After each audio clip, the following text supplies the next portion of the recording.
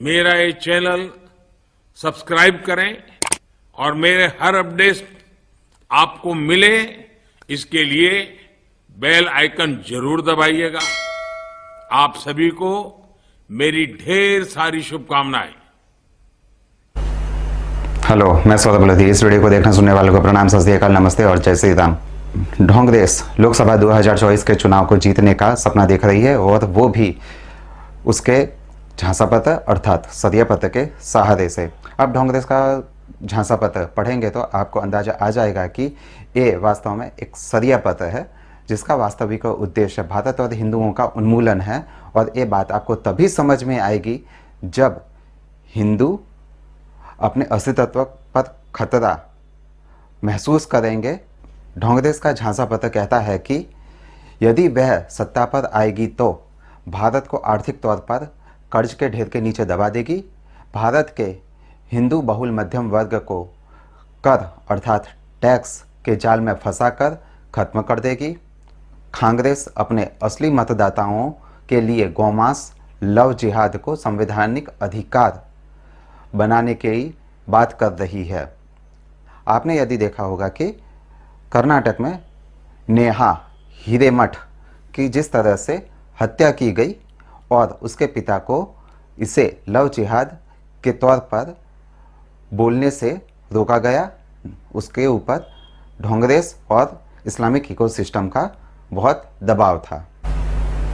ढोंग देश का पप्पू जाति जनगणना न्याय, वैसे तो देखा जाए वो हिंदुओं के साथ भयानक अन्याय करने की बात कर रहा है के बहाने देश हिंदुओं के हिस्से की संपत्ति, संसाधन, आर्थिक सर्वेक्षण के नाम पर मुस्लिमों को देने की बात की जा रही है। हिंदू याद रखो, ढोंग देश के लिए अल्पसंख्यक का मतलब सिर्फ मुस्लिम होता है और ये बात इन लोगों ने कई बार राजनीतिक मंचों से और उसके सर्वोच्च नेताओं के द्वारा आपने सुनी होगी, जैसे कि मनमोहन सिंह का बयान। हिंदू एक बात याद रखो, ढोंग देश और उसके राजनीतिक इकोसिस्टम में समाहित लोगों के लिए, दलों के लिए, संगठनों के लिए भारत के अंदर अल्पसंख्यक का मतलब सिर्फ मुस्लिम होता है। इसमें सिख, ईसाई, जैन, बौद्ध और वो अन्य लोग नहीं आते हैं जो किसी भी धर्म को मानते नहीं हैं। आपको याद होगा कि 9 दिसंबर 2006 को मनमोहन सिंह ने कहा था कि देश के संसाधनों पर सबसे पहला हक मुसलमानों का है। आप जरा ये वीडियो सुन लीजिए। We will have to devise innovative plans to ensure that minorities, particularly the Muslim minority, are empowered to share equitably in the fruits of development. They must have the first claim on our resources. और यही बात मनमोहन सिंह ने दूसरी बार भी repeat की थी। I did not say the same thing. I said minorities, particularly the Muslim minorities, if they are poor, they have prior claims on the resources of the country. I used the word all for all minorities and I added for mayor, particularly Muslim minorities, if they are poor, they have a prior right on the resources of the country. I stand by that. Karnataka में सिद्धरमैया कहता है कि मैं देश के संसाधनों को मुसलमानों में बांट दूंगा। ये बात उसने फरवरी में या जनवरी में कर्नाटक में बोली थी, जबकि सिद्धरमैया वर्तमान में ढोंग देश का मुख्यमंत्री है। अब पूरी ढोंग देश कह रही है कि हिंदुओं की संपत्ति हम लूटेंगे और हमारे मुस्लिम मतदाताओं में बांटेंगे। ये वही सेक्युलर राजनीति के व्यापारी हैं जो लव जिहाद को काल्पनिक बताकर हिंदुओं की बहन बेटियों की इज्जत लुटवाते हैं। और जब हिंदू अपनी बहन बेटियों की इज्जत और उनकी सुरक्षा के समर्थन में बोलते हैं तो यही इकोसिस्टम, यही इस्लामिक इकोसिस्टम या यही शरिया का सिस्टम हिंदुओं को नफरत फैलाने वाला और सहिष्णु बताता रहता है। ढोंगरेस कह रही है कि हिंदुओं को अपनी संपत्ति संतानों के लिए नहीं या उसके वारिसदारों के लिए नहीं, बल्कि ढोंगरेस के मुस्लिम मतदाताओं के लिए कमाना चाहिए और उनके लिए छोड़कर जाना चाहिए। या तो आप दूसरी तरह समझें तो ढोंगरेस हिंदुओं को कह रही है कि आप अपनी वसीयत में मुसलमानों को अपनी संपत्ति का 55% हिस्सा लिख कर जाइए। यदि आप ऐसा नहीं करते हैं तो ढोंगरेस यदि केंद्र में सरकार बनाती है तो, जो कि असंभव है, या ढोंगरेस राज्यों में सरकार बनाती है तो वो ऐसे कानून लाएगी कि जिसमें हिंदुओं की 55% संपत्ति छीनकर मुस्लिमों में अर्थात ढोंगरेस के मतदाताओं में बांट दी जाएगी और इस तरह से ढोंगरेस हिंदुओं की संपत्ति, जान और इज्जत और भारत के संसाधनों का इस्तेमाल करके अपने लिए इस्लामिक मतों को खरीदेगी और खुद को सत्ता में बनाए रखने की पुरजोर कोशिश करेगी और उसमें सफल भी हो जाएगी।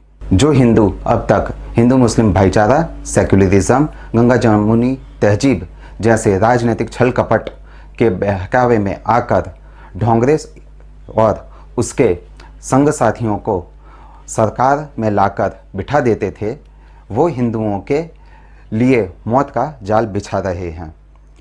एक तरफ मुस्लिम आतंक सड़कों, स्कूल, कॉलेजों में बढ़ रहा है, दूसरी तरफ लव जिहाद, रेप जिहाद को अंजाम दिया जा रहा है, तीसरी तरफ आर्थिक जिहाद, लैंड जिहाद को बढ़ावा दिया जा रहा है, चौथी तरफ हिंदू की संपत्ति का राष्ट्रीयकरण करके हिंदुओं को संपत्ति विहीन बनाकर उनकी हालत युगांडा के गुजरातियों जैसी, पाकिस्तान, बांग्लादेश के हिंदुओं जैसी बनाकर उनको भारत में ख़त्म करने की ढोंगरेसी साजिश को अब चुनाव में आगे बढ़ाया जा रहा है। उनको राजनीतिक चुनावों में मुख्य घोषणा पत्र में शामिल किया जा रहा है।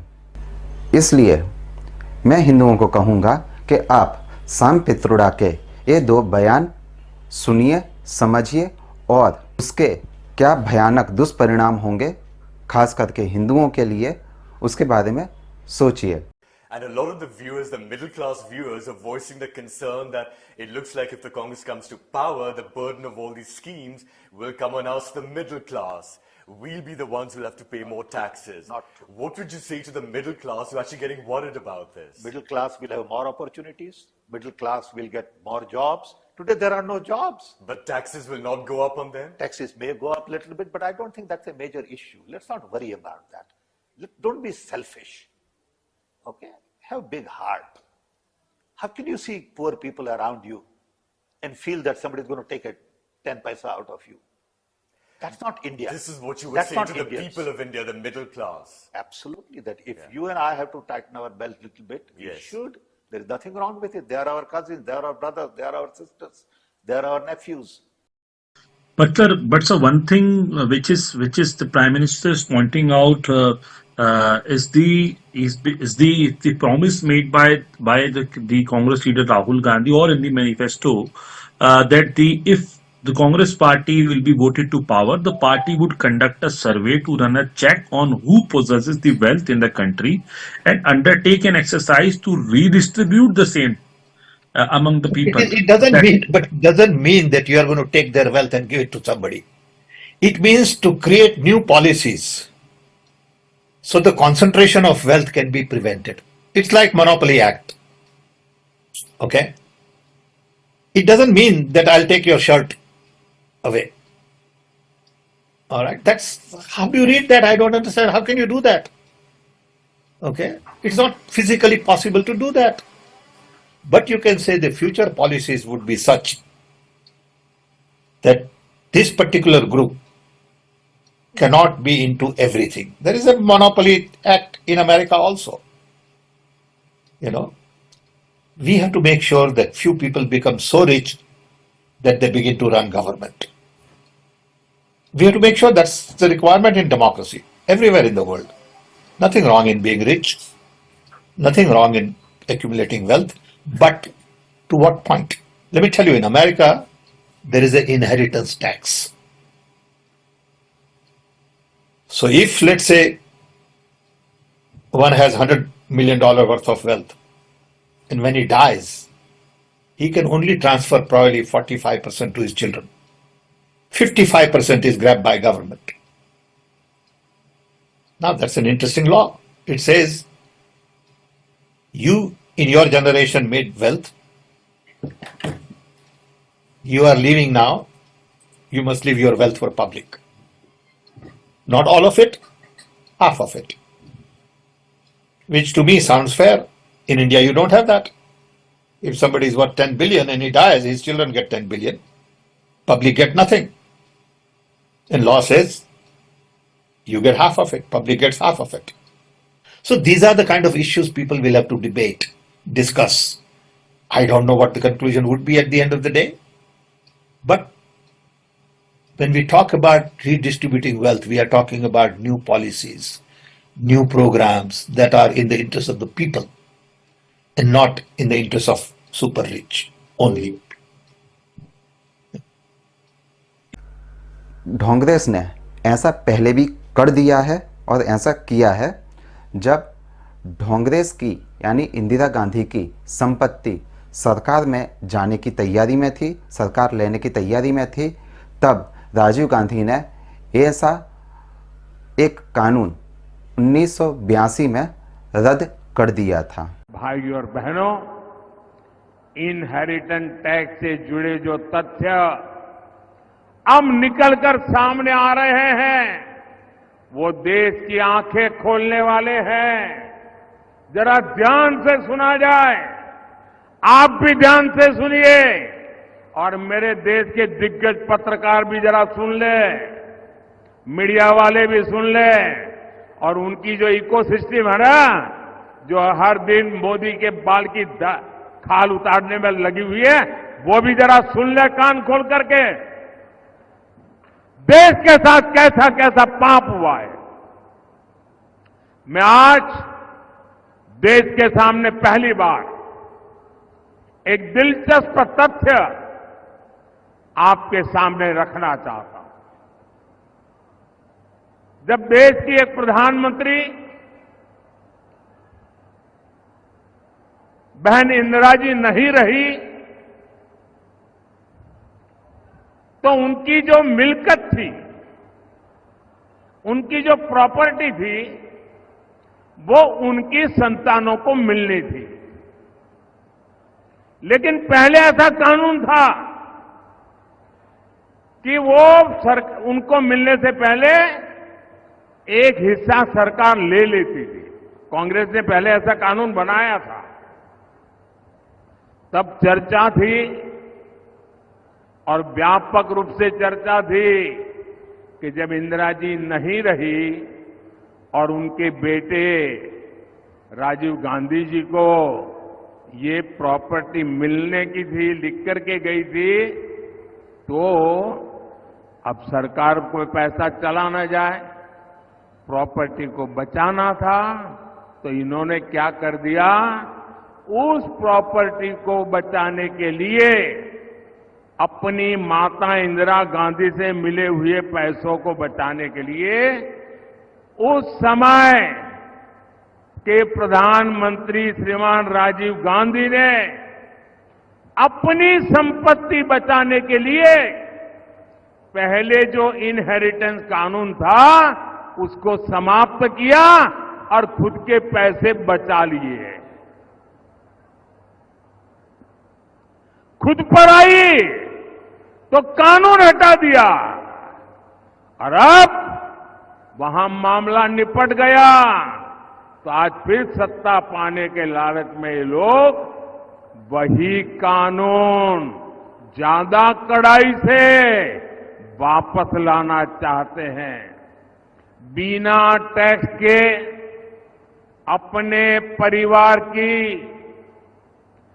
चार पीढ़ियों की अकूत धन दौलत हासिल करने के बाद अब ये लोग आप जैसे सामान्य मानवी की विरासत आपकी मेहनत की कमाई जो आपने अपने बच्चों के लिए बचत करके रखा है, उस पर टैक्स लगा करके आधी संपत्ति लूटना चाहते हैं। और इसलिए ही तो देश कह रहा है, कांग्रेस की लूट जिंदगी के साथ भी और जिंदगी के बाद भी। पित्रोडा का समर्थन राशिद अल्वी और उदित राज कर रहे हैं। देखिए, डॉक्टर मनमोहन सिंह ने ये कभी नहीं कहा, उन्होंने हमेशा कहा है कि जो सबसे पिछली लाइन में खड़े हैं, जो सबसे पिछड़े हुए लोग हैं, उनका हक है। और निश्चित तौर से हिंदुस्तान का मुसलमान सबसे पिछड़ा हुआ है, इसमें कहाँ किसी को एतराज़ हो सकता है। अगर पिछड़े लोगों को आगे नहीं लाया जाएगा तो देश कभी भी मजबूत नहीं हो सकता है।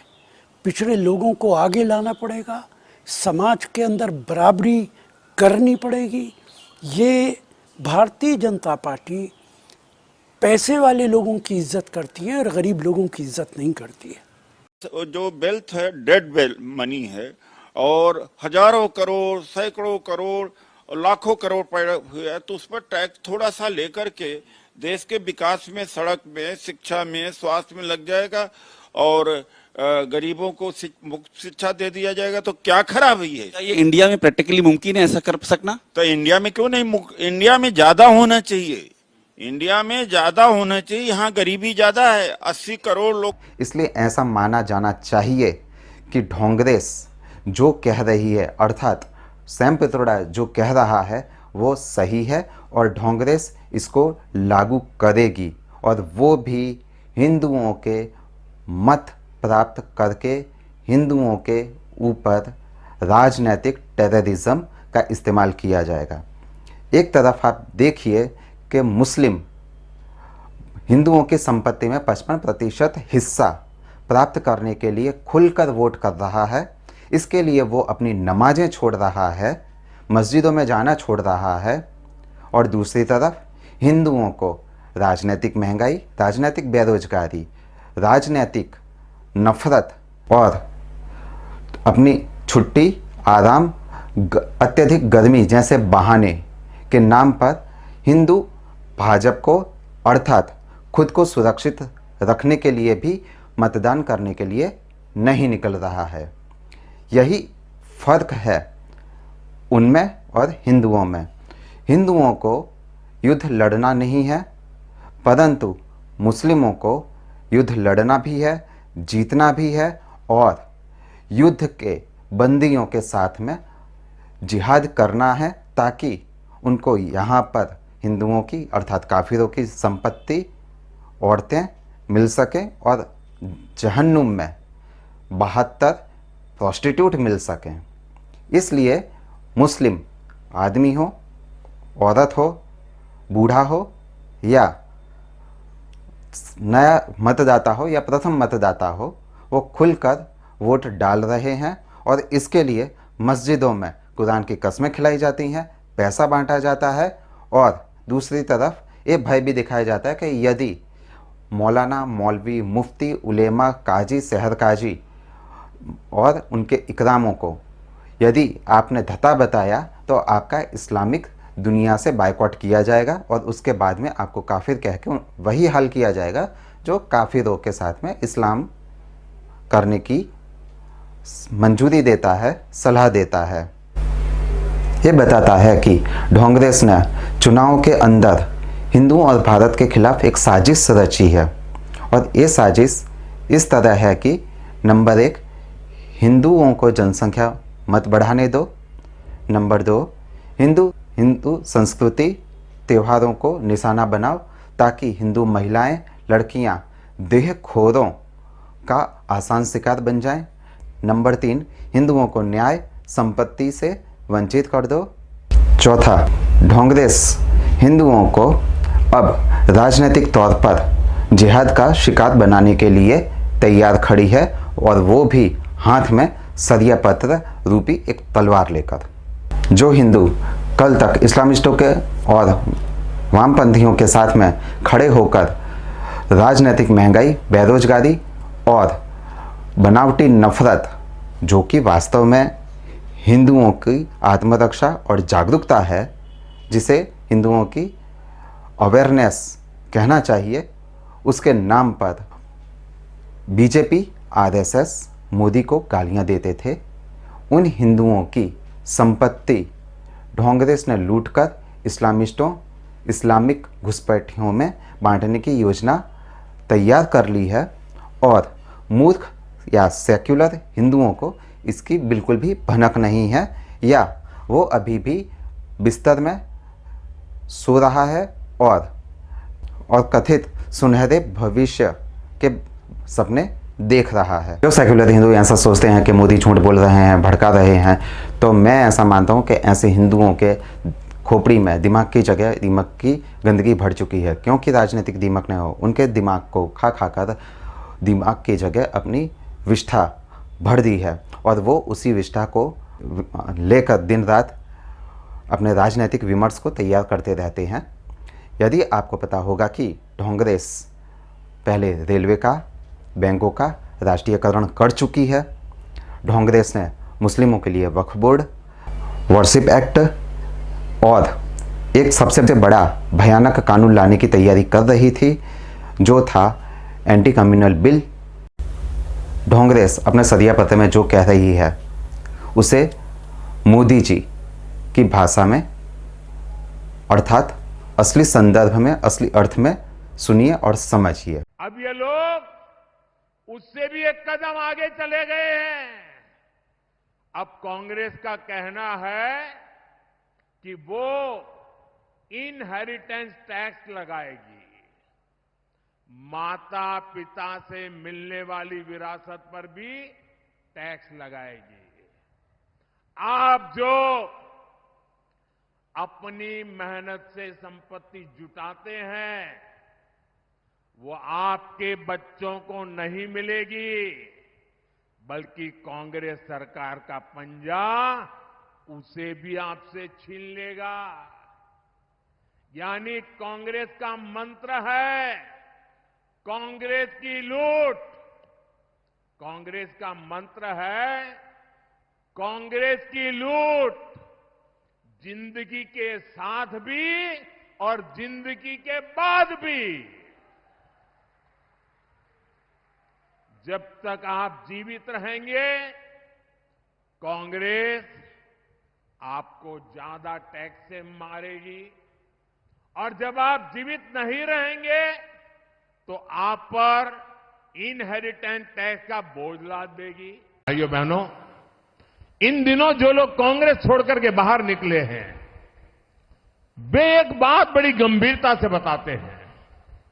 वो सारे लोग कह रहे हैं कि कांग्रेस अब कांग्रेस नहीं रही है, अब कांग्रेस अर्बन नक्सलों के कब्जे में चली गई है, कांग्रेस अब वामपंथियों के चंगुल में फंसी हुई है। तो हमारे एक मित्र ने उनको पूछा कि आप ये कैसे कहते हैं, तो उन्होंने कहा उनका मैनिफेस्टो देख लीजिए, इस बार का कांग्रेस का मैनिफेस्टो देख लीजिए। कांग्रेस ने अपने मैनिफेस्टो में जो कहा है वो चिंताजनक है, गंभीर है, और ये माओवाद की सोच को धरती पर उतारने की उनकी कोशिश है। उन्होंने कहा है कि अगर कांग्रेस की सरकार बनेगी तो हरेक की प्रॉपर्टी का सर्वे किया जाएगा, हमारी बहनों के पास सोना कितना है उसकी जांच की जाएगी, उसका हिसाब लगाया जाएगा, हमारे आदिवासी परिवारों में चांदी होती है, सिल्वर कितना है उसका हिसाब लगाया जाएगा, सरकारी मुलाजिमों के पास कितना जगह है, क्या है, पैसे कहाँ है, नौकरी कहाँ है, उसकी जांच की जाएगी। इतना ही नहीं, आगे क्या कहा है, ये जो गोल्ड है बहनों का और जो संपत्ति है ये सबको समान रूप से वितरित कर दी जाएगी।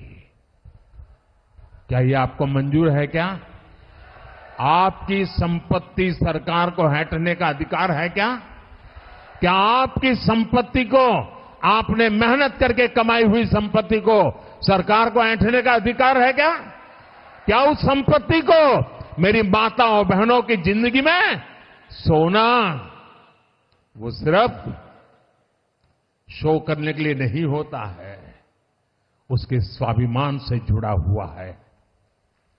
उसका मंगलसूत्र वो एक सोने का कीमत का मुद्दा नहीं है, उसके जीवन के सपनों से जुड़ा हुआ है।